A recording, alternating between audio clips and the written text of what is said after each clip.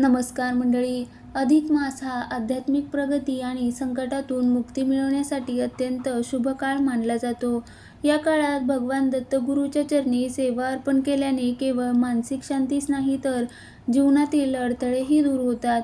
जर तुम्हाला संपूर्ण श्री गुरुचरित्र ग्रंथाचे पारायण करणे शक्य नसेल तर विशिष्ट कारणासाठी ठराविक अध्यायाचे वाचन करणे देखील तितकेच फलदायी ठरते. हिंदू धर्मशास्त्रात अधिक मासाला पुरुषोत्तम मास म्हटले आहे. यंदा 17 मे पासून अधिक मास सुरू होत आहे. या काळात केलेली कोणतीही उपासना किंवा साधना 1000 पटीने अधिक पुण्य मिळवून देते.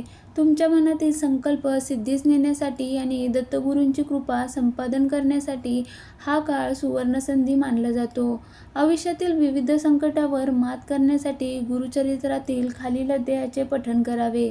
कर्जमुक्तीसाठी जर तुम्ही आर्थिक विवेचनेत असाल किंवा कर्जाचा डोंगर वाढत असेल तर चौथा अध्याय वाचन करणे अत्यंत प्रभावी ठरते. हा अध्याय आर्थिक स्थैर्य मिळवून देण्यास मदत करतो. संकट निवारणासाठी आयुष्यात वारंवार येणाऱ्या अडचणी आणि संकटापासून मुक्ती मिळवण्यासाठी 14व्या अध्यायाचे वाचन करावे. नकारात्मक ऊर्जेतून मुक्ती, मनातील भीती, घरातील नकारात्मकता किंवा बाह्य बाधा दूर करण्यासाठी 18वा आणि 21वा अध्याय एकत्र वाचावेत. उपासनाचे फायदे. या अध्यायाच्या पठणामुळे कुटुंबात सुख समृद्धी नांदते, अखंड सौभाग्य प्राप्त होते.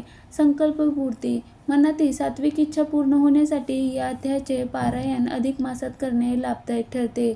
नवीन सुरुवात. आयुष्यात अडथळे येत असतील आणि तुम्हाला नव्या जोमाने सुरुवात करायची असेल तर हे उपाय आवर्जून करावे. हे अध्याय वाचताना शुद्ध अंतःकरणाने किंवा दत्तगुरूंवर पूर्ण श्रद्धा ठेवून पठण करावे. शक्य असल्यास एका वेळी बसून शांत चित्ताने वाचन पूर्ण करावे.